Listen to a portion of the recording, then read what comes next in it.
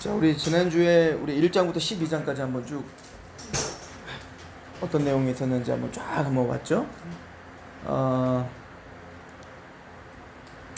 근데 또 다시 봐도 또 새로우실 거예요. 나중에 또 다시 한번 쭉 한번 훑어보고 하는데도 그 내용들이 굉장히 누가복음 좀 많아요. 내용들이 굉장히 많고, 마태복음은 차라리 이렇게 좀 주제별 묶음이라고 좀 많이 얘기해요. 그러니까 마태복음은 주제별로 묶음이 잘 돼 있어요. 이렇게 뭉탱이로.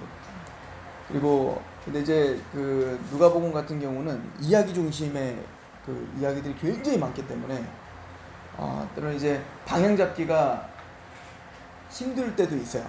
왜냐면은 이야기들이 막 갑자기 막 진행이 되기 때문에. 그러나 뭐 정답은 없어요.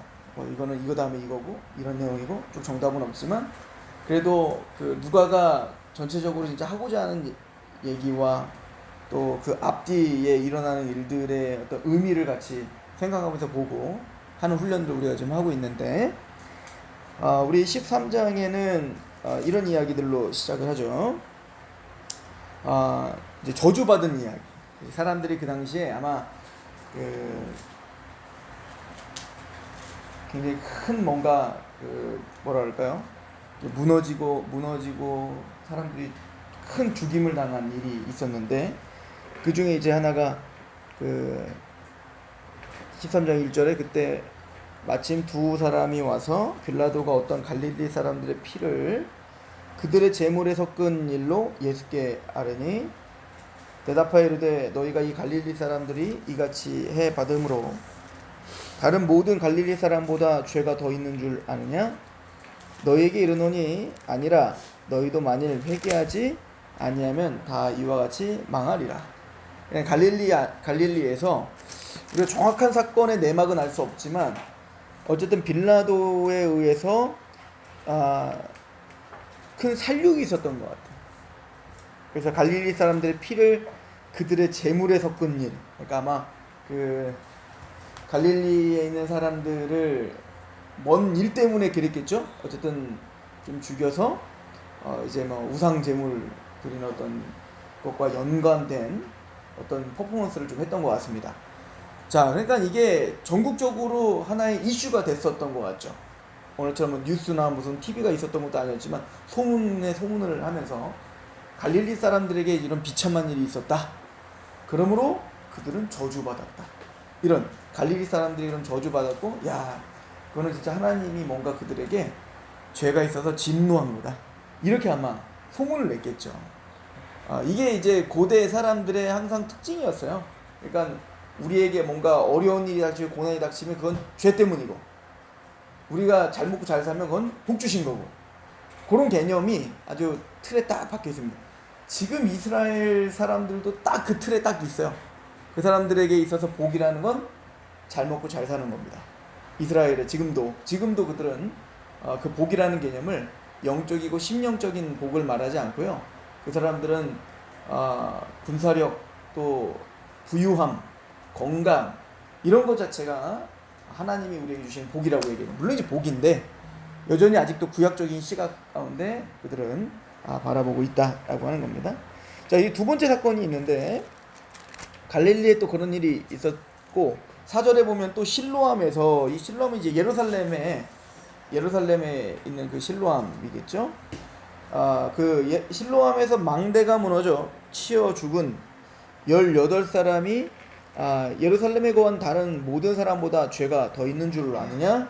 너희에게 이르노니 아니라 너희도 만일 회개하지 아니하면 다 이와 같이 망하리라. 자, 무슨 얘기냐면 갈릴리에 일어났던 너희가 그들은 죄 때문에 그런 저주를 받았어 라고 소문을 내고 있고, 그러면 갈릴리만 그런 일이 있었던 게 아니에요. 지금 이제 예수님에게 와서 갈릴리에 그런 일이 있었잖아요. 그러면서 왜 이걸 물어볼 거예요? 지금 예수님 어디서 왔어? 갈릴리에서 왔잖아요. 그러니까 갈릴리에 그런 저주를 받은 일이 있었지 않습니까? 막 이렇게 물어보니까 그게 뭐 그 사람들만 저주를 받은 거야? 갈릴리 사람들은 그럼 뭐 죄가 없는 줄 알아? 이 얘기인 거고요. 예루살렘은 그럼 괜찮은 줄 아는가? 예루살렘에 실로암 망대가 무너져 8사람이 죽었는데 그 사람들만 죄 때문에 저주받았는 줄 아느냐? 그 사람들이 너희들보다 죄가 더 많아서 그런 일이 당했는 줄 아느냐? 근데 결론은 뭐야? 아니다. 그러니까 온 이스라엘, 온 유다 백성들아, 우리가 모두 다 그런 저주를 받게 합당한 죄인들이야. 이거를 이제 얘기하는 거예요. 그래서 너희들도 회개하지 않으면, 지금 실로암 망대가 무너져 8명이 처참하게 죽은 거, 갈릴리에서 그들의 피를 우상제물에 섞는 빌라도에 의해서 살육당한 거, 그런 것들이 너희 죄 때문에, 그들의 죄 때문에 그런 심각한 저주 심판을 받았다라고 생각하느냐? 웃기지 마라. 니들도 그들의 못지않은 죄인들이다 이거야. 그러면 너희들도 회개하지 않으면 너희들도 이런 저주를 받는다. 궁극적으로 뭐냐면, 우린 모두 다 하나님의 심판 아래 저주를 받게 합당한 자들이니까, 자꾸 손가락질하고 그 사람들은 죄인이다, 우리는 아무 일도 안 당하니까 우리는 복받은 자다, 이렇게 착각하지 말고 회개. 이게 이제 예수님이 하시는 말씀의 핵심이죠. 자, 그런데 예수님이 이 이야기를 하신 다음에 6절에 보면, 이에 비유로 말씀하시되 한 사람이 포도원에 포도나무를 심은 것이 있더니 와서 그 열매를 구하였으나 얻지 못한지라 포도원지기에게 이르되 내가 3년을 와서 이 무화과 나무에서 열매를 구하되 얻지 못하니 찍어버리라. 어찌 땅만 버리게 하겠느냐? 대답하여 이르되 주인이여, 금년에도 그대로 두소서. 내가 두루 파고 거름을 주리니 이후에 만일 열매가 없으면 좋거니와 그렇지 않으면 찍어버리소서 하였다 하시니라. 자, 그러므로 이건 지금 1차적으로 누구에게 지금 다 하는 얘기, 유대인들에게 하는 얘기예요. 유대인들아, 니들은 자꾸 저주받은 그들만 바라보면서 그들은 죄가 있다, 자기들은 의인이다 이렇게 착각하는데, 웃기지 마. 니들도 회개하지 않으면 너희들 저주받게 합당한 그들 못지않은 죄인들이라는 사실을 너희들은 알아야 된다. 그러면 너희들의 죄가 뭐냐? 열매가 없다. 너희들은 열매가 없지 않냐? 사실은 이거는 이제 이사야서에 보면요, 그런 비유가 있죠. 이사야가 하나님은 극상품의 포도나무를 심었는데 그 이스라엘에서 뭐가 나오냐? 이제 그 들포도가 났다 이거예요. 들포도가 먹지 못하는 들포도가 났다. 그러니 하나님이 심판할 수밖에 없지 않냐? 이제 그 비유를 아마 더 이제 연계해서 생각하셨던 것 같아요. 그러니까 결론은 뭐냐면, 너희들도 다 열매 없어 그렇게 저주받아 죽어 마땅한 자들이에요. 그래서 지금 하나님은 화나 있다 이거예요. 그래서 찍어버리려고 한다 이거예요. 그죠? 그런데 어떤 종 하나가 와서, 포도원지기가 와서 그 주인에게 말을 하기를, 8절에 대답하여 이르되 주인이요, 금년에도 그대로 두세요. 내가 두루 파고 거름을 내가 다시 한번 노력해 보겠습니다. 내가 최선을 다해서 다시 또 열매를 맺을 수 있도록 최선을 다해서 한번 해볼 테니, 근데 그러는데도 불구하고 열매를 맺지 못하면 그때서야 다 끝장내시죠. 그래서 지금 하나님이 그 포도원 주인이 인내함으로 좀 참고 있는 것 뿐이다. 그죠? 그러니까 많은 선지자들이, 특별히 지금 이제 예수께서 3년이나 와갖고 사실은 사역을 했는데도 불구하고 아무런 열매가 없죠. 변화가 없잖아요. 회개도 안 하고. 이게 사실은 유대인들, 1차적인 유대인들이지만 더 나아가서 우리들 이야기이기도 하죠. 그죠? 하나님은 지금 그렇게 인내하고 있는 것 뿐인데, 하나님의 그 진노와 그 인내하심을 멸시하고 있구나 니들이. 그렇게 이제 말씀하고 있는 겁니다. 우리 로마서를 잠깐 가볼까요? 로마서에도 보면 사도 바울이 그 하나님의 인내하심과, 그런데 그 인내를 멸시하는 것들에 대해서 이렇게 이야기하죠. 자, 2장 1절 보시면 똑같아요. 지금 예수님이 하는 말의 지금 의미와 바울이 하는 말의 어떤 의미와 패턴이 똑같은데, 2장 1절에 그러므로 남을 판단하는 사람아, 지금 그 사람들이 다 남을 판단하는 거잖아요. 쟤들은 죄가 있어서 저런 일 당한 거야, 뭐 이런 거. 그러므로 남을 판단하는 사람아, 누구를 막론하고 내가 핑계하지 못할 것은 남을 판단하는 것으로 내가 너를 정죄함이니 판단하는 네가 같은 일을 행함이니라. 이런 일을 행하는 자에게 하나님의 심판이 진리대로 되는 줄을 우리가 아노라. 이런 일을 행하는 자를 판단하고도 같은 일을 행하는 사람아, 네가 하나님의 심판을 피할 줄로 생각하느냐? 똑같죠. 지금 예수님이 지금 유대인들에게 막 질책한 거랑 똑같잖아요. 저 갈릴리 사람들은 저주받아서, 예루살렘 실로암 사람들은 저주받아서, 니들이 똑같다 이거예요. 니들이 다 똑같이 심판받게 합당하니 회개해야 된단 말이에요. 그런데도 회개하지 않죠. 4절 같이 한번 읽어봅시다. 4절 5절 시작. 혹 내가 하나님의 인자하심이 너를 인도하여 인도하지 못하여 그의 인자하심과 용납하심과 길이 참으심이 풍성함을 멸시하느냐. 다만 내 고집과 회개하지 아니하는 마음을 따라 진노의 날 곧 하나님의 의로우신 심판이 나타나는 그날에 임할 진노를 내가 쌓는구나. 똑같죠. 꼭 너희들이 뭐가 같냐면 하나님의 오래 참으심과 하나님의 인내하심을 멸시하고 있는 것 같다. 유대인들뿐만 아니라, 근데 이제 이 로마서는 유대인들에게 말할 뿐만 아니라 누구에게도 말하고 있는 거예요. 요즘 이방인들에게도 말하고 있는 거거든요. 사실 이제 유대인들의 1차적으로 예수님이 유대인들을 지금 질책하고 있지만 그 질책을 통하여 뭐요? 전 인류, 그죠? 우리들에게 다 하는 얘기들인 거예요. 하나님이 아담을 처음 만들었을 때는 뭐를 염두하시고 만들었겠어요? 당연히 좋은 열매를, 좋은 포도송이를 염두하시고 하나님 형상대로 만들었겠죠. 최선을 다해서 모든 것을 다 쏟아부었잖아요. 그런데 지금 따먹을 수 있는 모든 열매들은 다 뭐예요? 들포도죠. 다 죄의 열매만 내고 있잖아요. 악한 열매만 내고 있잖아요. 당장이라도 우리를 다 심판하면 끝장이 나는데, 그래도 그 포도지기가 좀 참으소서 하고 내가 다시 한번 해보겠나이다. 꼭 예수님께서 지금 기회를 다시 주시는 것처럼. 그런데도 뭐예요? 이 세상은 그 하나님을 멸시하고 하나님의 인내를 조롱하죠. 그죠? 어떻게 조롱해요? 우리 베드로 후서도 한번 가보세요. 살짝 김에 베드로 3장. 하나님이 마지막 심판이 있을 거야. 하나님은 그 열매 없는 자들을 다 던져버릴 거야 라고 이야기를 하는데도 3장 1절 베드로후서입니다. 사랑하는 자들아, 내가 이제 이 둘째 편지를 너희에게 쓰노니 이 두 편지로 너희의 진실한 마음을 일깨워 생각나게 하여 곧 거룩한 선지자들이 예언한 말씀과 주되신 구주께서 너희의 사도들로 말미암아 명하신 것을 기억하게 하려 하노라. 먼저 이것을 알지니 말세에 조롱하는 자들이 와서 자기의 정욕을 따라 행하며 조롱하여 이르되 주께서 강림하신다는 약속이 어디 있느냐. 조상들이 잔 후로부터 만물이 처음 창조될 때와 같이 그냥 있다 하니 이는 하늘이 옛적부터 있는 것과 땅이 물에 나와 물로 성립된 것도 하나님의 말씀으로 된 것들을 그들이 일부러 잊으려 함이로다. 이로 말미암아 그때 세상은 물이 넘침으로 멸망하였을 때 이제 하늘과 땅은 그 동일한 말씀으로 불사르기 위하여 보호하신 바 되어 경건하지 아니한 사람들의 심판과 멸망의 날까지 보존하여 두신 것이니라. 지금 멸망하지 않는 이유는 딱 하나밖에 없다고요. 뭐죠? 하나님께서 당장이라도 그 말씀으로 불사르게 다 내줘야 되는데 하나님께서 우리 7절에 보면 보호하신 바 되어 경건하지 아니한 사람들의 심판과 멸망의 날까지 보존, 인내하시며 참고 있는 것 뿐인데, 야 하나님이 뭐 이렇게 심판한다더니 봐라 지금 해는 뜨지 않냐, 지금 하루는 또 돌아가지 않냐, 무슨 심판의 징조가 있냐, 이렇게 조롱하고 있는 거죠.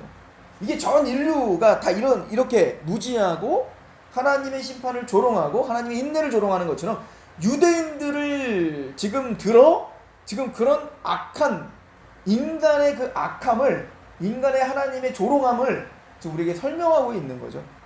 이해가시죠? 자, 13장 다시 한번 가보세요. 우리 누가복음.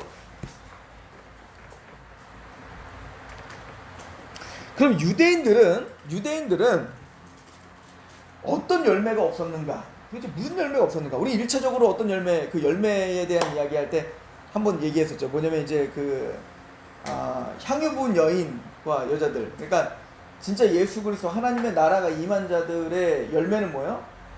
주님을 향한 사랑, 하나님을 향한 사랑이었었죠. 자, 그런데 이 유대인들은 지금 어떤 지금 상태에 있는가? 이제 그것들을 이제 설명하십니다. 주님께서 지금 유대인들이 얼마나 형식적이고 외식하는 자인지, 화를 받기에 합당한 자들인지를 설명하는데요.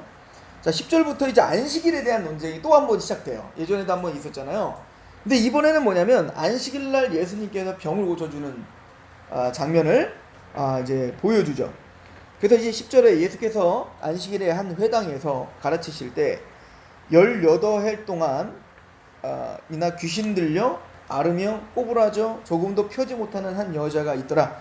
그러니까 이 귀신 들린 것과 병이 있어 고생하는 것은 영적인 어떤 의미가 있는지 우리가 이미 다 상고했잖아요. 그죠? 우리가 바로 그런 영적 질병, 죄의 질병 가운데 있다. 우리가 사단의 권세 아래 있다. 이미 그리고 강한 자를 결박해야 그 세간을 강탈한다. 주님이 이 땅에 오신 이유는 죄를 또 사단의 권세를 멸하러 오시는 겁니다. 자, 그래서 12절에 예수께서 보시고 불러 이르시되 여자여 내가 내 병에서 놓였다 라고 표현하죠. 놓였다.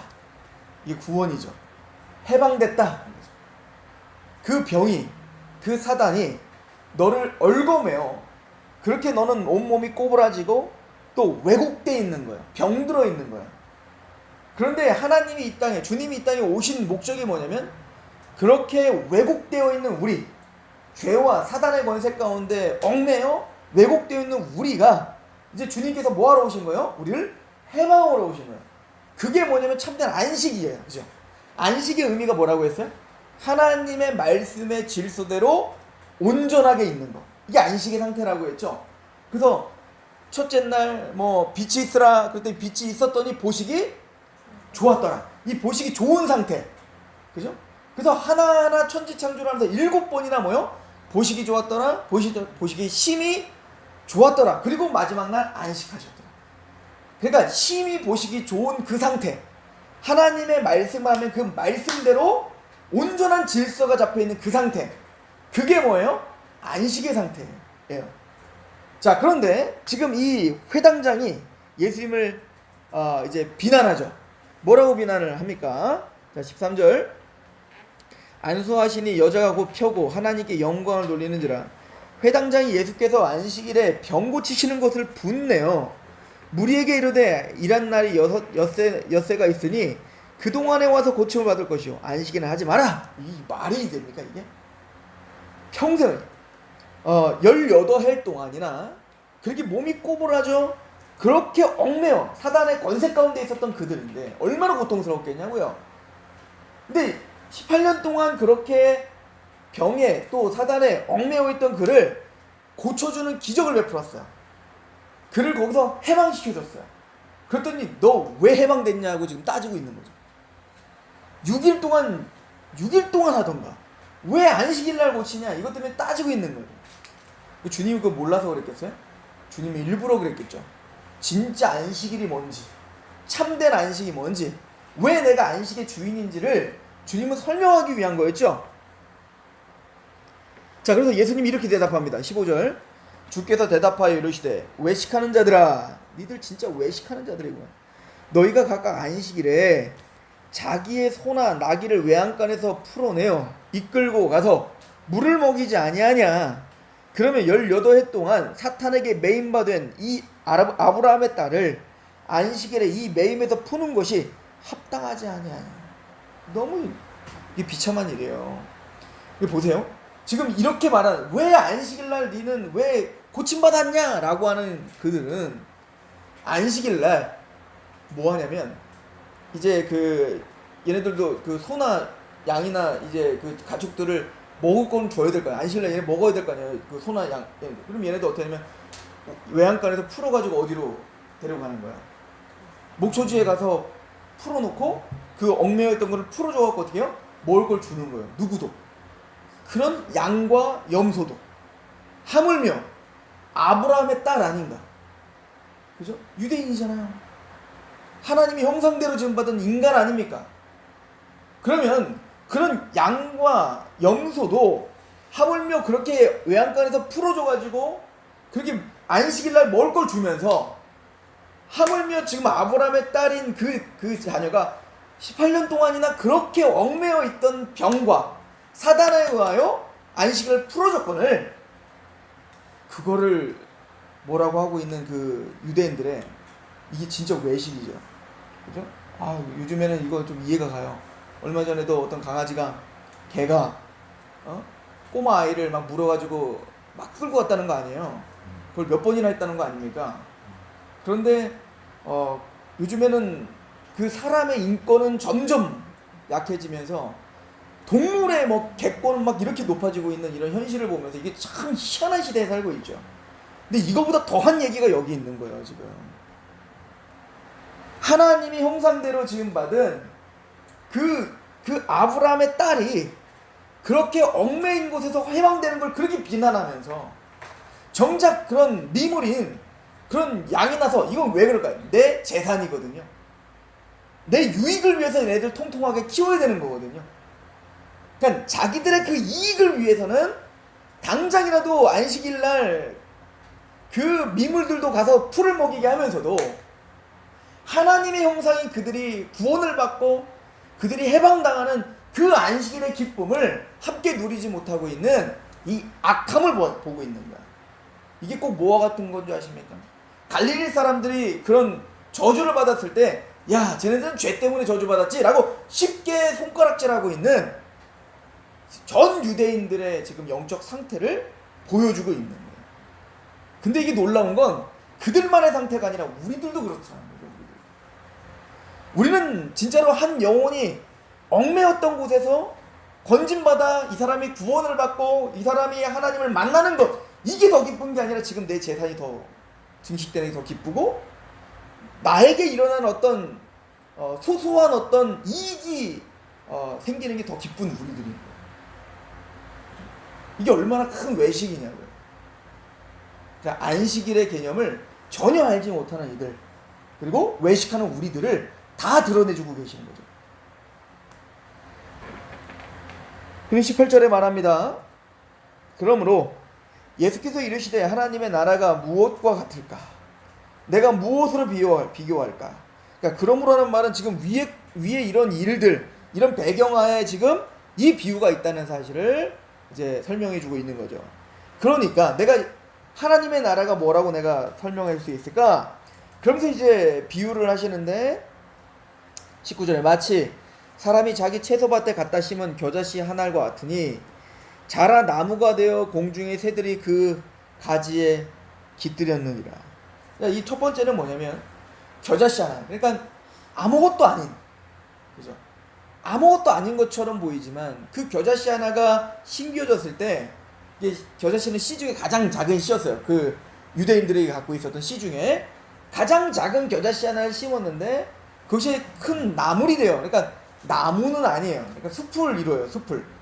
제가 그때 겨자 나무 보여드렸나요? 이렇게 겨자는 이렇게 숲을 이루어요. 숲을 이렇게 숲을 이루어서 그 밑에 새들이 와서 그 태양이나 이게 너무 강하니까 알도 낳고 또 쉬는 곳이 어디냐면 그 겨자나무 밑에 와서 쉬는 겁니다. 안식을 제공해 주는 거죠. 그렇죠? 그러니까 하나님의 나라는 뭐냐면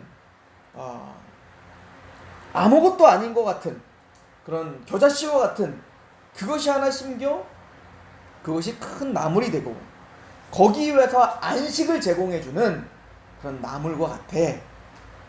이렇게 설명하고 있는 거죠.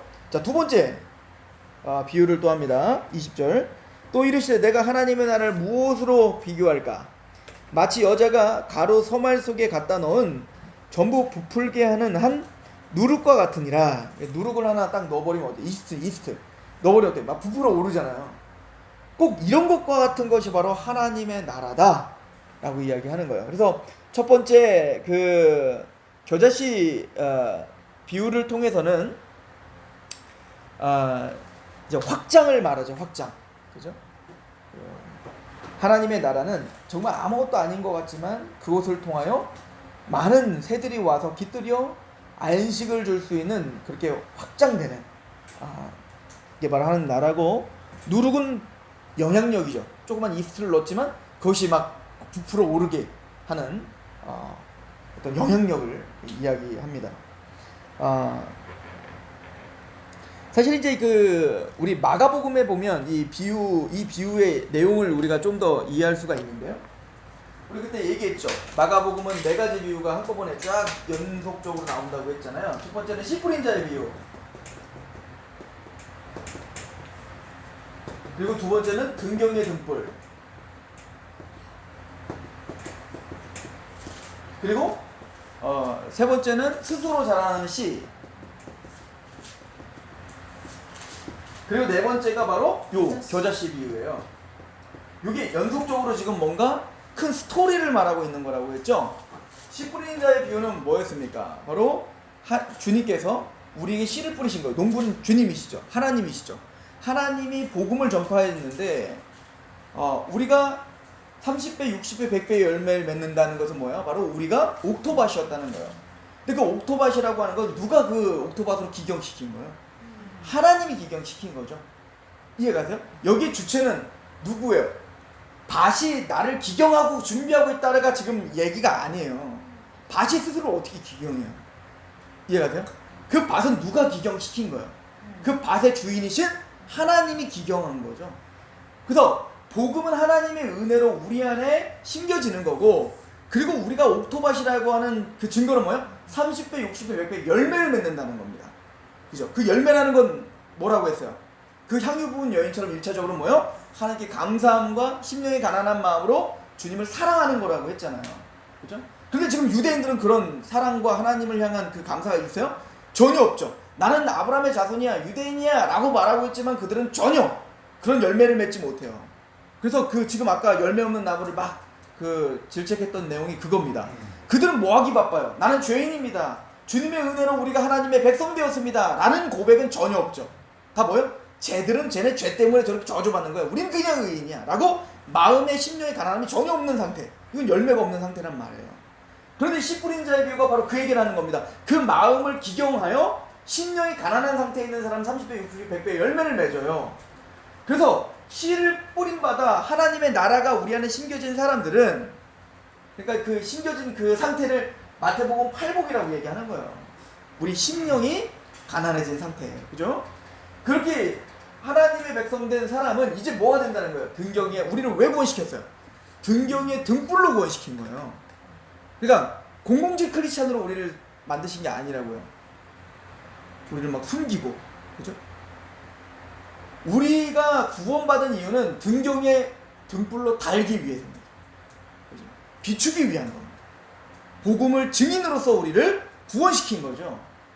그래서 우리는 이제는 씨를 뿌리는 자가 되는 겁니다. 그죠? 그 스스로하는 씨는 뭐냐면, 근데 우리는 다시 씨를 뿌리는데, 복음을 전파하는데, 복음을 전파하고 씨를 뿌리고는 그 씨를 우리가 알아서 막 자라도록 그 씨한테 계속 막 뭔가를 하는 게 아니야. 할 수 있는 게 없어요. 우리는 그냥 씨를 뿌릴 뿐인 거예요. 심어놓고 우리는 어때요?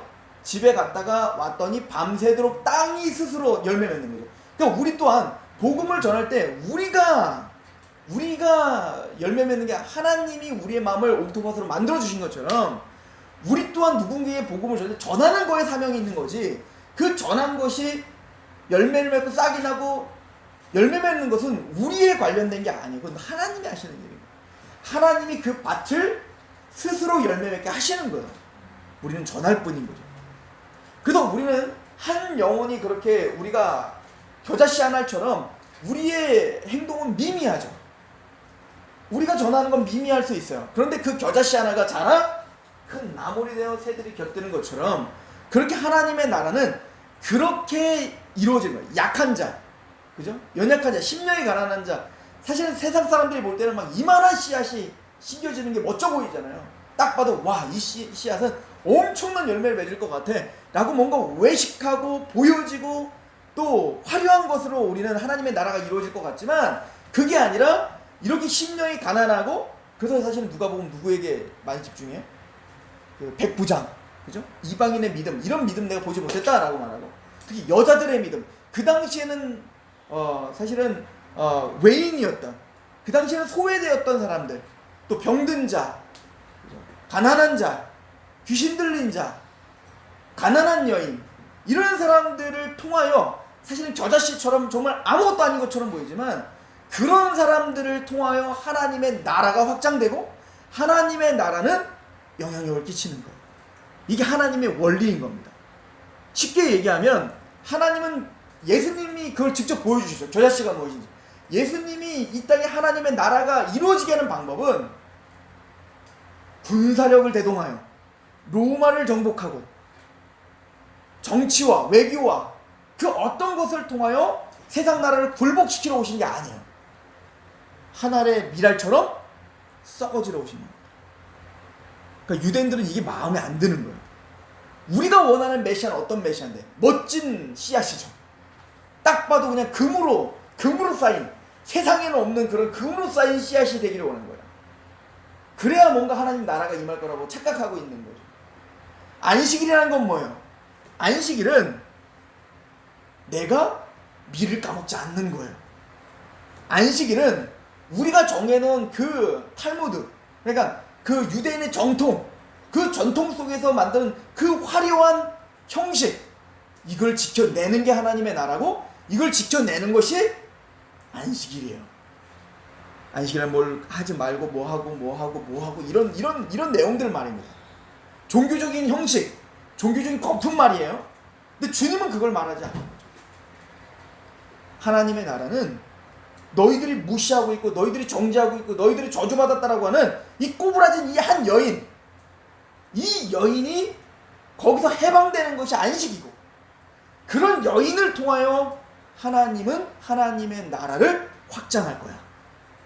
하나님의 나라가 무엇인 줄 아는가? 이 얘기를 하는 겁니다. 그래서 이제부터 주님께서 뭔 얘기할 거냐면 좁은 길로 가라, 이 얘기를 계속 할 겁니다. 너희가 죽어라, 이 얘기를 할 겁니다. 십자가 얘기를 설명하게 될 것입니다. 큰 자가 되려고 하지 마라. 낮은 자가 되게 하라. 작은 자가 되게 하라. 큰 자는 작아질 것이고 작은 자는 높아질 것이다. 이제부터 그 방향으로 주님이 이 땅에서 오신 그 목적이 무엇인지, 하나님의 나라가 어떤 방향으로 어떻게 이루어질 것인지를 설명하게 될 거예요. 자, 여기까지 이해가시죠? 그래서 22절부터 무슨 얘기 나오는 거예요? 좁은 문, 좁은 길 얘기가 나오는 겁니다. 하나님의 나라는 너희들이 말하는 화려한 종교적인 행태, 또 너희들이 기대했던 군사적, 물질적 어떤 힘으로 이루어지는 게 아니야. 겨자씨 하나가 하나님 나라를 이루는 거야, 이 얘기를 하는 겁니다. 그래서 이제 이런 문맥적으로 22절부터 보면, 예수께서 각 성, 각 마을로 다니사 가르치시며 예루살렘으로 여행하시더니 어떤 사람이 여짜오되 주여 구원을 받을 자가 적으니까 그들에게 이르시되 좁은 문으로 들어가기를 힘쓰라. 내가 너에게 이르노니 들어가기를 구하여도 못하는 자가 많으리라. 이렇게 물어봤어요. 주님, 구원받는 사람이 적습니까? 이렇게 물어봤습니다. 구원받는 사람이 적어요? 그때 예수님이 대답한 게 뭐예요? 좁은 문으로 가라. 적다는 거죠. 그죠? 구원받을 수 있는 사람이 많이 없다는 거죠. 게다가 그 문으로 들어가고자 하는 사람들이 많았어요. 구하였어요. 열망했어요. 그런데도 다 들어갈 수 있어요? 못 들어가는 것이. 좁은 문으로 가고 싶어도 못 가는 것이 좁은 문이야. 아, 요건 이제 바울의 말을 조금 들어보고 갈까요? 로마서 9장 가봅시다.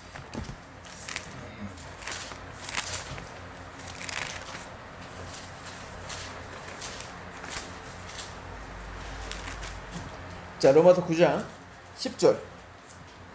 우리 잘 아는 말씀이죠. 우리 예정론 할 때 이거 꼭 찾아오는 말씀이잖아요.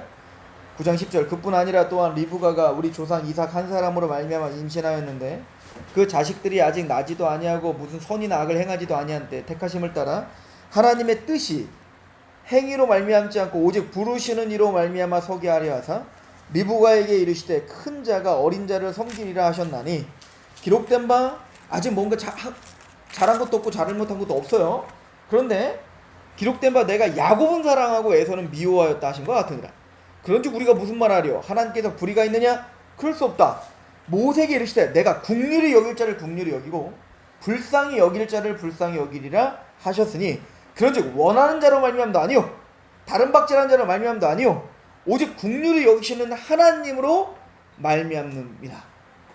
아무리 구하고 아무리 열망하고 원한다고 다 되는 게 아니에요. 구원이란 하나님의 주권적인 은혜가 작동해야 되는 거예요. 자, 예수님에게 물어봅니다. 구원받는 사람이 많습니까? 적습니까? 그랬더니 뭐래요? 좁은 문으로 가라. 이 얘기는 적다, 많다, 적다? 적다요. 그리고는 말을 하기를, 다시 이제 본문으로 와보셔서 23절. 어떤 사람이 여짜오되 주여 구원받는 자가 적으니까 그들에게 이르시되, 24절. 좁은 문으로 들어가기를 힘쓰라. 내가 너에게 이르노니 들어가기를 구하여도 못하는 자가 많으니라. 그러면 한번 이렇게 생각해 보셔야 돼요. 뭐 결론적으로는 하나님의 주권의 문제이기 때문에, 그죠? 우리가 구원받는 것은 우리가 힘쓴다고 되는 게 아니에요. 누가 열어주셔야 돼요. 하나님이 열어주셔야 하나님이 복음을 들을 수 있고 그 복음에 감격할 수 있고 좁은 문으로 갈 수 있는 거예요. 그러니까 여러분들이 지금 복음을 듣고 지금 이 자리에 앉아 있다는 것만으로도 엄청난 특혜죠. 여기 막 구하고 들어오고 싶어도 못 들어왔잖아요. 근데 우리는 들어왔잖아요. 하나님의 은혜로. 그죠? 자, 그럼 이 사람들은 왜 못 들어올까요? 우선 좀 현실적으로 생각해 봅시다. 그럼 많은 사람들은 여기 왜 못 들어가? 이 지경이기 때문에 못 들어오는 거예요. 그 안식일 그 논쟁과 지금 연결지어 생각해 보세요. 외식이에요. 착각하고 있기 때문에 그렇습니다. 그죠? 자, 좀 더 한번 가봅시다. 자, 25절. 집주인이 일어나 문을 한 번 닫은 후에 너희가 밖에 서서 문을 두드리며 주여 열어주소서 하면 그가 대답하여 이르되 나는 너희에게 어디서 온 자인지 알지 못하노라 하리니. 그러니까 주인이 한번 문 닫으면 열어져요, 안 열어져요? 안 열어지는 거예요. 누가 그 주권이 있는 거예요? 주인이 주권이 있는 거예요. 주인이 문 열어줘야 들어올 수 있지, 내가 들어가고 싶다고 무조건 들어가는 게 아니야. 그래서 좁은 문이에요. 그죠? 자, 그리고는 이렇게 이야기를 합니다. 26절. 그때에 너희가 말하되 우리 주 앞에서 먹고 마셨으며 주는 또한 우리의 길거리에서 가르치셨나이다 하나 그가 너희에게 말하여 이르되 나는 너희가 어디서 왔는지 알지 못하노라. 행악하는 모든 자들이 나를 떠나가라. 이제 그 마태복음 산상순에 보면 마지막에 보면 주여 주여 하는 자마다 다 내게로 오는 것이 아니요 주의 뜻대로 행하는 자가 내게로 올 것이다. 그리고는 많은 사람들이 와서 그럴 거라는 거예요. 내가 주님 앞에 선지자 노릇을 했고 내가 뭘 했고 내가 표적을 일으켰고 뭘 했습니다. 나는 너희를 도무지 알지 못하노라. 그 상황과 똑같죠. 그러니까 이 얘기는 뭐냐면요, 지금 예수님이 1차적으로는 예수님이 오셔서 지금 병든 자를 고쳤죠. 지금 산상수훈도 했죠. 또 귀신도 내어 쫓았죠. 이런 모든 것들을 우르르 따라다니면서 누가 지금 다 보고 있어요.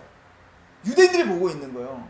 그리고는 마침내 그 주인 앞에 섰을 때 문을 열어주세요. 이제 심판에 않고 이제 구원을 받아야 되니까 문을 열어주세요. 그랬더니 나 너희들 누구야 모르겠어. 그랬더니 얘네들이 뭐라고 한다는 거예요.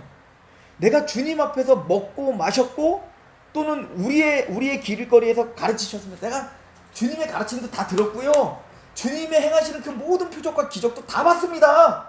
내가 주님과 함께 같이 걸어다녔던 나라니까요. 내가 도무지 너를 알지 못한다.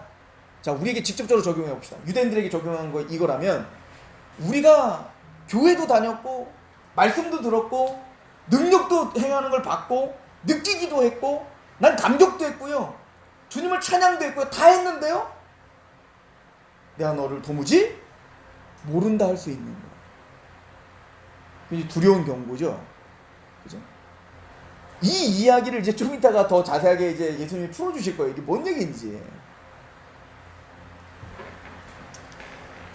27절. 그가 너희에게 말하여 이르되 나는 너희가 어디서 왔는지 알지 못하노라. 행악하는 모든 자들아 나를 떠나가라 하리라. 너희가 아브라함과 이삭과 야곱과 모든 선지자는 하나님의 나라에 있고 오직 너희는 밖에 쫓겨난 것을 볼 때에 거기서 슬피 울며 이를 갈리라. 그러니까 주님을 알아. 주님과 동행했어. 주님의 말씀을 들었어. 주님의 표적도 알아. 감격도 있었어. 그런데 마침내는 뭐요? 하나님의 나라에 그 언약에 참여하지 못한다는 거예요. 이게 아브라함과 이삭과 야곱과 모든 선지자 하나님 나라에 그들은 있는데 너희들은 외인이다.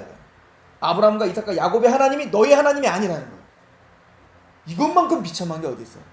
난 하나님을 잘한다고 생각했는데. 여러분들 마태복음에도 그 주여 주여 하는 자마다 다 이 주여 주여라는 게 뭐냐면요, 이제 신학자들은 이거를 뭐라고 해석하냐면 어떤 신학자 주여 주여라고 두 번 부르잖아요. 꼭 하나님이 우리를 부를 때 아브라함아 아브라함아 야곱아 야곱아 이렇게 부르죠. 친근의 표현이거든요. 친근의 표현. 그러니까 주여 주여 하는 자는 뭐야? 나는 하나님과 친하다고 생각했던 거예요. 주여 주여 나 아시잖아요. 근데 하나님은 모른다. 이것만큼 비참한 게 어디 있냐. 이것만. 목사님, 이게 이 말씀이 나는 너를 모른다 어디서 왔는지 알지 못한다. 이 말씀이 표면적으로 볼 때는 이게 외식하는 자들한테 하는 말이지만 궁극적으로는 너는 구원받지 못한 이미 예정되어 있지 않은 그런 주권적인 문제인 거예요. 그러니까 우리가 누가복음을 지금 계속 보시면 아시겠지만 1차적으로 지금 유대인들을 지금 향해서 말하고 있지만 더 나아가서 우리가 적용할 때는 우리에게도 이게 적용이 되는 거예요. 그죠? 교회 안에 있지만 외식하는 사람들 분명히 있거든요. 그죠? 자, 어쨌든 좀 더 가봅시다. 자, 그 얘기가 이제 나중에 나와요. 그래서 28절에 너희가 아브라함과 이삭과 야곱의 모든 선지자는 하나님 나라에 있고 오직 너희는 밖에 쫓겨난 것을 볼 때 거기 슬피 울며 이를 갈리라. 자, 사람들이 동서남북으로부터 와서 하나님의 나라 잔치에 참여하리니 보라, 나중된 자로서 먼저 될 자도 있고 먼저 된 자로서 나중된 자도 있느니라. 자, 1차적으로 아까 우리가 당신들과 함께 먹고 마셨으면 하는 사람들은 유대인이에요. 근데 이 사람들이 끝까지 예수님을 영접하지 않죠. 자, 그런데 두 번째 29절에 사람들이 동서남북으로 와서 하나님 나라의 잔치에 참여한다. 이 사람들 누굴까요? 동서남북으로 오는 이방인들이죠. 그래서 이방인들은 예수 그리스도를 돌이키는 일들이 있다. 그래서 먼저 된 자는 1차적으로는 유대인들이고 나중된 자는 누구예요? 이방인들이에요. 그러니까 유대인들은 주님과 함께 그렇게 동행하며 했지만 끝끝내 예수를 십자가에 못 박고 강팍해졌다고요. 그러나 동서남북의 그 수많은 하나님의 백성들은 돌아와서 예수와 함께 하나님의 나라에 참여하게 되었다. 지금 1차적 누구에게 하는 얘기야? 유대인들에게 하는 얘기죠. 이거 무슨 얘기랑 좀 비슷해요? 혼인잔치 비유잖아요. 처음에 종을 보냈더니 때리기도 하고 죽이기도 하잖아요. 그죠? 그래서 어떻게 해요? 사거리길에 가서 아무나 데리고 와라 라고 하는 얘기, 마태복음 있는 얘기 있잖아요. 근데 그 얘기를 누가복음에 또 한 번 해요. 근데 그때 잔치에 그렇다고 해서 사방에 다 나가서 이방인들이 싹 데려왔잖아요. 근데 이방인들이 데려왔다고 해서 그 안에 잔치에 다 참여할 수 있나요? 없죠. 끝내는 와서 예복을 입은 사람과 예복을 입지 않은 사람들로 나눠진다는 거예요. 이 마태복음의 이 기록을 잘 기억하셔야 돼요. 그죠? 그러니까 궁극적으로는 유대인들이라고 해서 다 배제되고 이방인들은 다 구원받는다는 얘기가 아니야. 어쨌든 유대인들은 아예 기독교를 박해를 했고 거부를 했죠. 1차적으로. 그런데 이제 사방에 가서 사거리길에 가서 이미 혼인잔치는 준비되었으니 사거리길에 나가서 어떻게 하라? 내 집을 채우라 라고 한 거 아니에요? 채웠어요. 그 이방인들이 왔다고요. 이 얘기는 교회에 가득 찼다는 얘기예요. 그럼 교회에 온 이방인들은 다 구원받는다는 얘기예요? 그렇지 않죠. 예복을 입은 사람이 있고 예복을 입지 않은 사람들이 있는 거예요. 그죠? 그 예복을 입지 않은 사람들은 근데 뭐래요? 청함받은 사람은 많으나 뭐는 적다. 택함받은 자는 적다. 그게 좁은 문이야. 이해가시죠? 자, 좀 더 가봅시다. 이게 무슨 얘기인지. 자, 31절. 곧 그때에 어떤 바리새인들이 나와서 이르되 나아가서 여기를 떠나서 헤롯이 당신을 죽이고자 함이니이다. 이르되 너희가 가서 저 여호에게 이르되 오늘과 내일은 내가 귀신을 쫓아내며 병을 고치다가 제3일에는 완전하여 지리라 하라. 그러나 오늘과 내일과 모레는 내가 갈 길을 가야 하리니 선지자가 예루살렘 밖에서 죽는 법이 없느니라. 자, 이 무슨 얘기냐면 헤롯이 이제 예수님을 이제 막 가르쳐 다니까 예수님을 죽이려고 이제 작정했거든요. 자, 빨리 도망가세요. 예수님, 당신을 죽이려고 합니다. 그랬더니 이제 예수님이 하는 얘기가 뭐냐면, 결론은 뭐냐면 아직 때가 안 됐다. 나는 헤롯에 의하여 잡히지 않는다. 나중에 이제 바리새인과 서기관들도 마찬가지예요. 니들이 나 잡으려고 했는데 못 잡았었잖아. 그죠? 또 로마의 군사들에 의해서도 내가 잡히는 게 아니다. 주님은 하나님의 뜻을 이루러 온 거야. 그러나 제3일에는 내가 잡힐 거야. 자, 무슨 얘기야?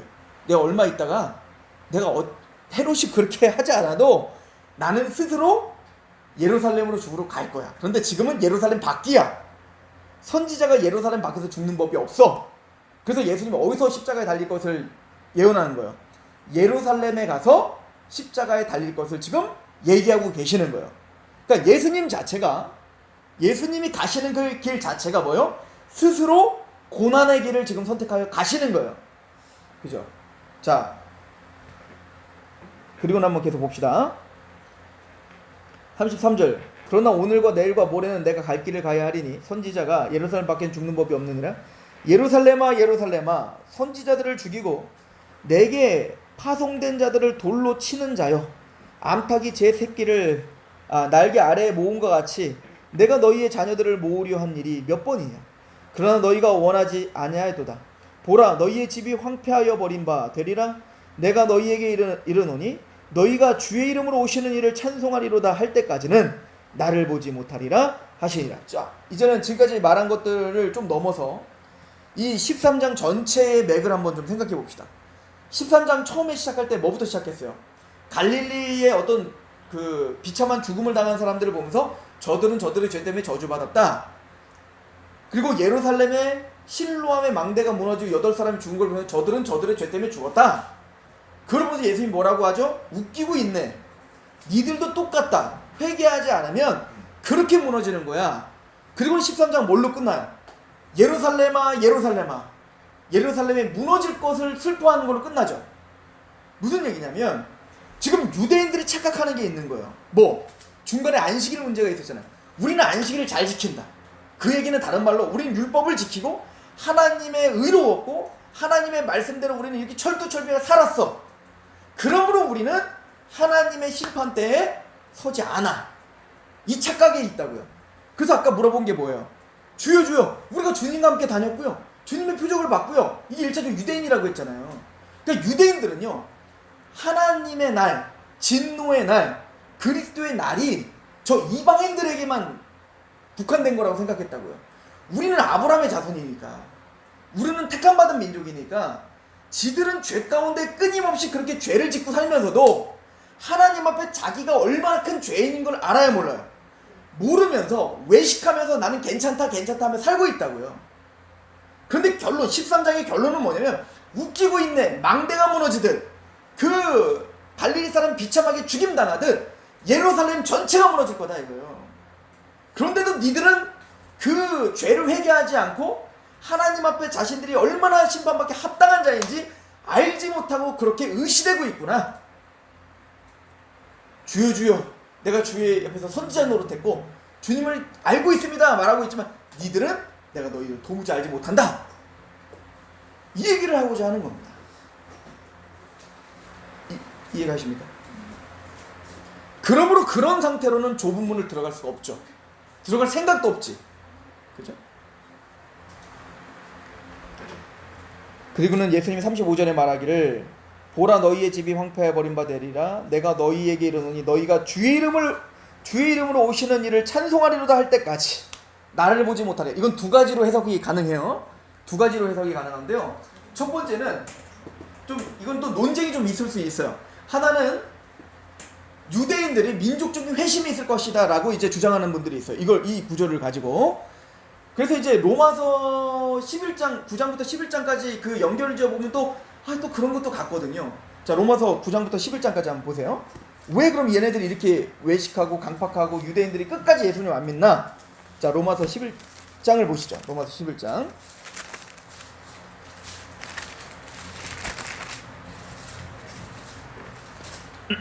자, 11장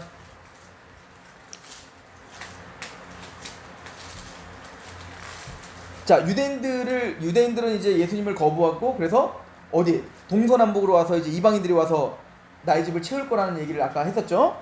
자, 그 얘기를 이제 사도 바울은 이렇게 교리적으로 이야기를 해요. 우리 11절을 보면 그러므로 내가 말하노니 그들이 넘어지기까 실족하였느니 육적 유대인들 말하는 거예요. 그럴 수 없느니라 그들이 넘어짐으로 구원이 이방인에게 이르러 이스라엘로 시기나게 하려 함이라. 자, 이 무슨 얘기냐면요. 사실은 유대인들은 이 선민 사상이 있었잖아요. 그래서 자신들만 하나님의 택함받은 민족일 뿐만 아니라 자신들만 구원받는다고 생각했다고요. 근데 예수님을 믿는 교회조차, 초대교회, 예루살렘 교회조차도 그런 생각을 갖고 있었어요. 그러니까 베드로도 이걸 못 깼잖아요. 그러니까 얼마나 그걸 못 깨는 게 힘들었냐면 그래서 하나님 환상을 통해서 고넬료한테 보내려고 막 보자기 환상 보여주나 부정한 짐승 먹어라 안 먹어요 먹어라 안 먹어요. 그게 뭐냐면 베드로조차 계속 어떤 생각이 있는 거예요. 우리만 구원받는다는 생각이 있었다고요. 이방인들은 복음을 들을 자격이 아예 없다라고 생각을 했다고요. 그죠? 자, 그래서 예루살렘은 흩어지는 걸 싫어했죠. 자기들끼리 그냥 잔치를 벌였잖아요. 예루살렘에서 떠나지도 않고. 분명히 예수님은 예루살렘과 온 유대와 사마리아 땅끝까지 이르러 증인이 된다고 말하는데 얘네는 어디에만 있어? 예루살렘에 있지. 왜 저 이방인들은 구원받을 자격이 안 되니까.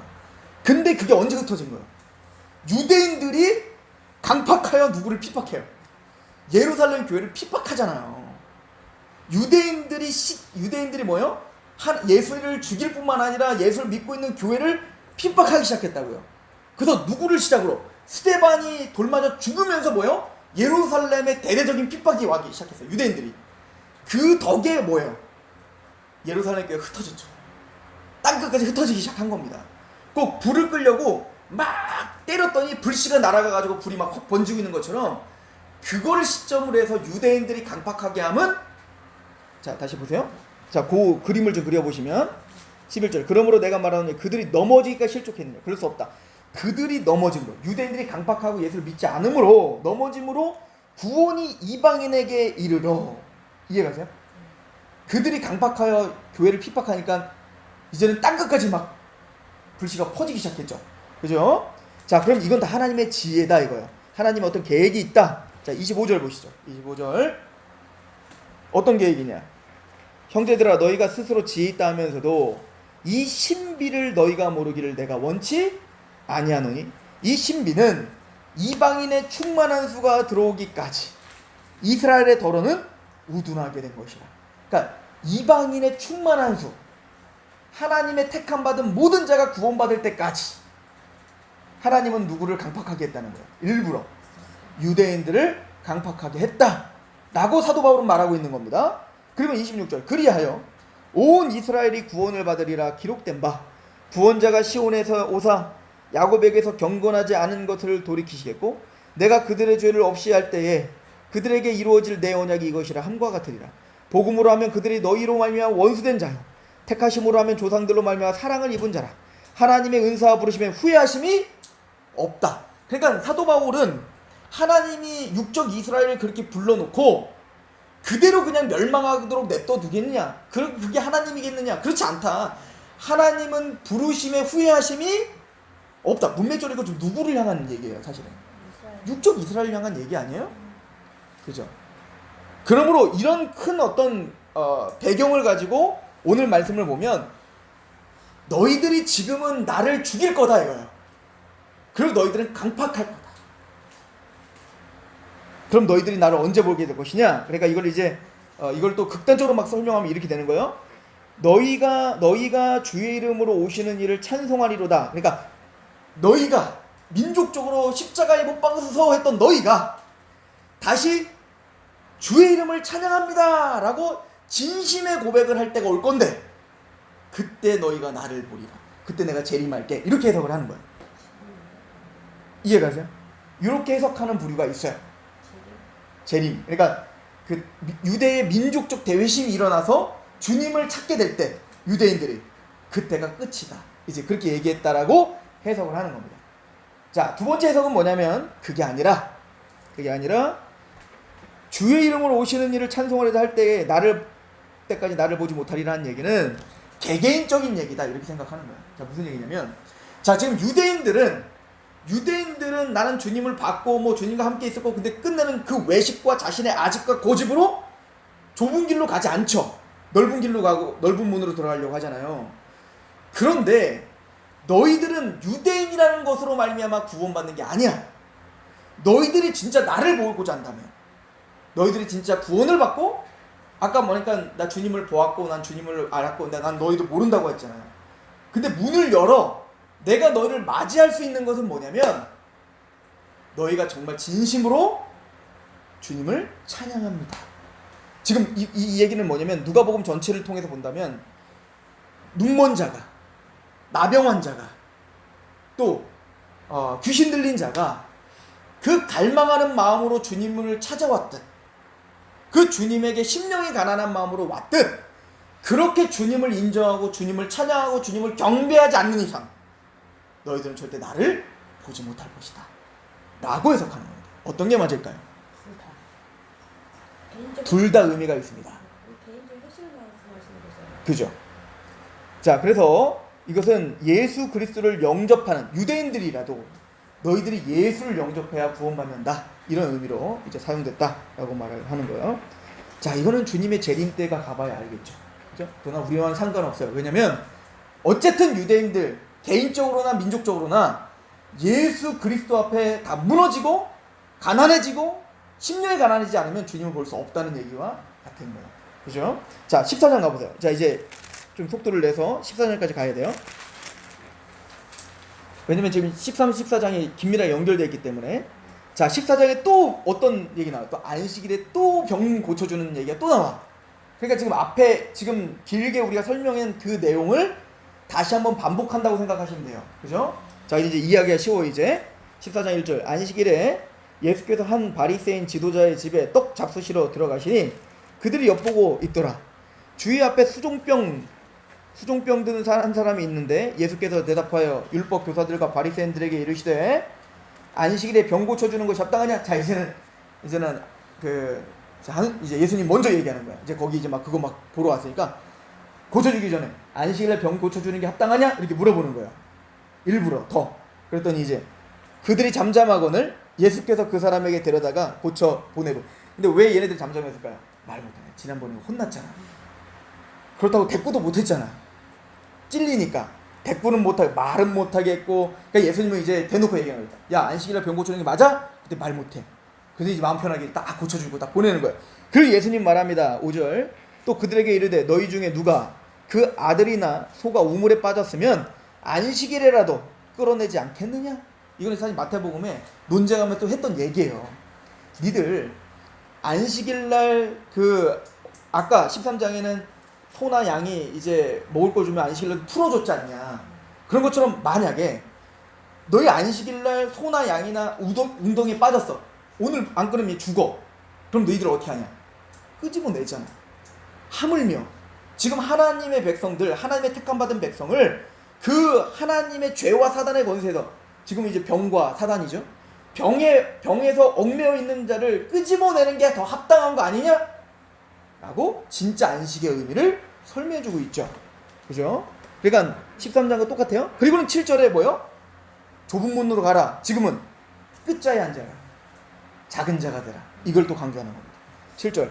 청함받은 사람들이 높은 자리 택함을 보시고 그들에게 비유로 말씀하여 이르되 내가 누구에게나 혼인잔치에 청함을 받았을 때에 높은 자리에 앉지 말라.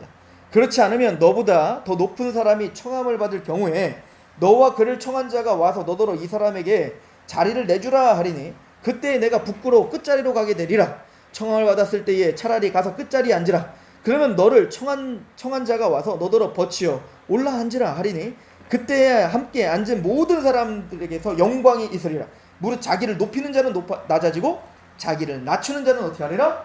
높아지리라. 근데 유대인의 신앙의 방향은 높아지려고 하는 거야.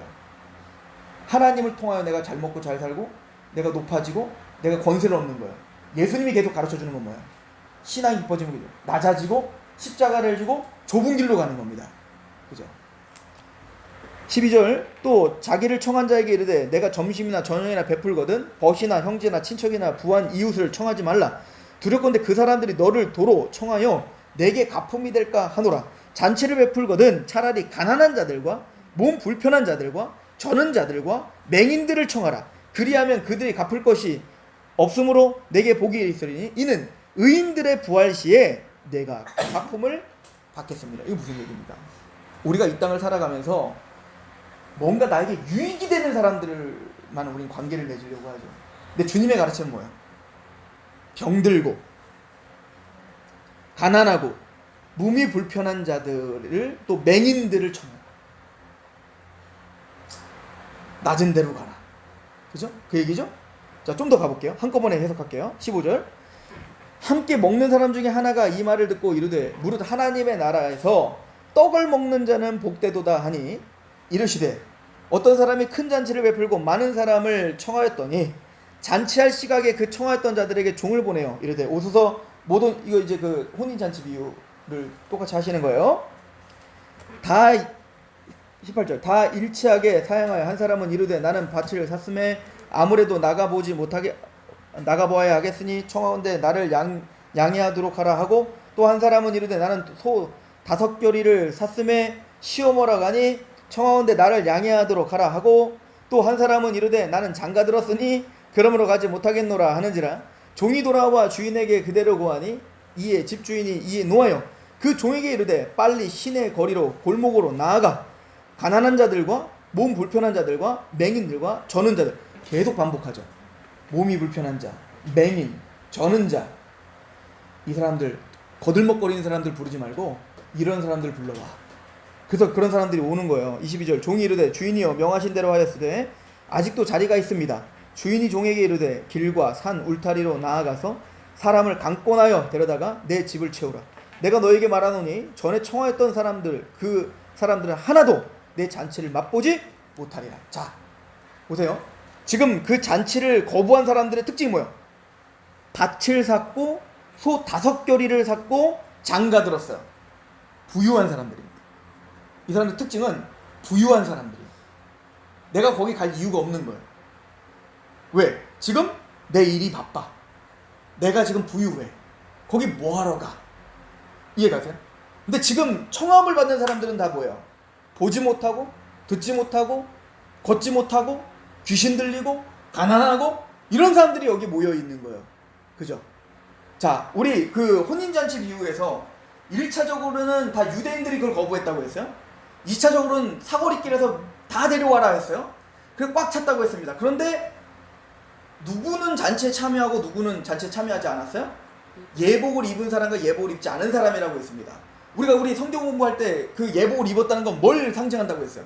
예수님을 믿었냐 안 믿었냐. 그러니까 우리가 예수님을 듣고 예수님에게 감동도 하고 할 수는 있어요. 교회 와서 들을 수는 있는데 진짜 내가 심령이 가난하여 내 의, 내가 가진 어떤 의, 내 행함, 내 어떤 열심 그거 다 아무런 필요 없습니다. 난 영적인 가난한 자입니다. 이것이 나에게 한 톨의 구원도 줄 수 없습니다. 이런 걸 알고 예수님의 십자가의 복음만 붙잡는 자들, 이게 의복을 입은 거잖아요.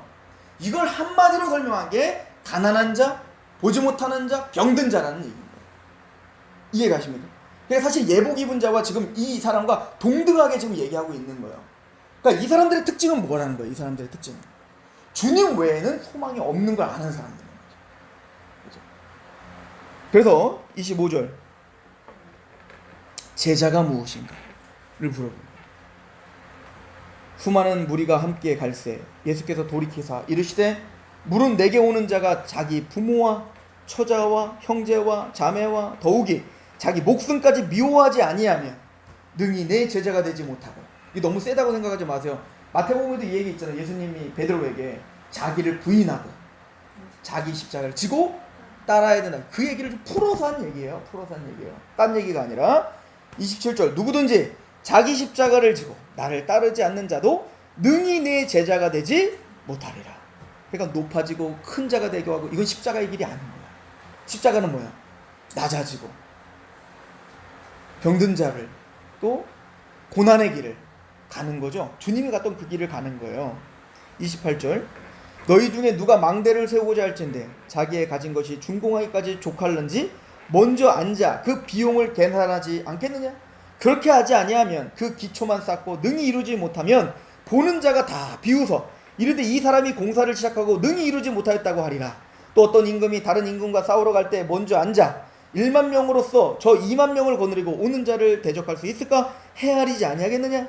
만일 못할 터이면 그가 아직 멀리 있을 때 사신을 보내 화친을 청할지니라. 이와 같이 너희 중에 누구든지 자기의 모든 소유를 버리지 아니하면 능히 내 제자가 되지 못하리라. 소금이 좋은 것이나 소금도 만일 그 맛을 잃으면 무엇으로 짜게 하리요? 땅에도 거름에도 쓸데없어 내버리느니라. 들을 귀 있는 자는 들을지어다 하시니라. 자 보세요. 이 얘기 뭐죠? 망대를 쌓을 때, 건축할 때 건축 비용이 얼마나 들지를 알고 시작해야 되잖아요. 또 전쟁을 할 때 우리가 싸워서 이길 수 있을지 없을지 분사를 헤아리고 싸워야 되잖아요. 우리가 주님의 길을 갈 때도 똑같다. 우리가 가야 될 그 길은 고난의 길인 걸 알고 와라. 그 얘기는 뭐냐면 우리가 믿음이 뭐냐, 또 믿는 사람들의 제자의 길이 뭐냐, 이걸 우리가 설명하는 거예요. 높아지는 길인가, 우리가 예수를 믿어서 예수를 이용하여 내가 원하는 군사적, 외교적, 또 물질적인 부유함을 위한 길인가, 칭송을 받고 사람들에게 명성을 얻고 칭찬을 받는 길인가? 아니다. 잘 따져봐라. 믿음은 그런 게 아니다. 믿음은 내가 정말 영적으로 형편없는 자인 걸 알고 내가 바로 그런 보지 못하는 자고 내가 듣지 못하는 자고 내가 그렇게 가진 가난한 자인 걸 아는 거예요. 그래서 예수님의 나라에 온 것만으로도 너무 감사하고, 예수님이 걷는, 그래서 나는 또 그 가난한 자들을 위해, 또 보지 못하는 사람들을 위해, 그 십자가를 위해 고난을 감사하는 그 길이 그의 십자가의 길이고 제자도의 길이고 믿음의 길이야. 뭘 위한 거죠? 안식을 위한 거죠. 안식이란 사람을 살리는 거예요. 그렇죠? 보지 못하는 사람을 보게 하고, 듣지 못하는 사람을 듣게 하고, 그리고 그 길을 걷는, 그 고난의 길을 걸을 때 우리는 소금처럼 맛을 낼 수 있는 거예요. 그리고 그걸 뭐라고 하냐면 겨자씨라고 하는 겁니다. 그런 겨자씨 하나가 하나님의 나라를 이루는 겁니다. 우리가 예수님을 믿었더니 좋은 대학교 갔어. 그러니까 니도 예수님 믿어봐. 예수님 믿었더니 우리가 이렇게 부자가 되던데 11조 잘 내면 이렇게 부자가 돼. 10배로 뻥튀기 해줘. 그러니까 너도 예수님 믿어봐. 이렇게 하나님 나라가 전파되는 게 아닙니다. 우리는 묵묵히 십자가의 길을 걷는 겁니다. 고난의 길을 걷는 겁니다. 그럴 때 하나님의 나라는 확장되어 가는 것이다. 이게 하나님의 방법이라고 우리에게 이제 설명을 하고 있는 거죠. 자, 그래서 이제 이 이야기 다음에 15장부터 잃어버린 양들을 찾는 이야기가 나오는 겁니다.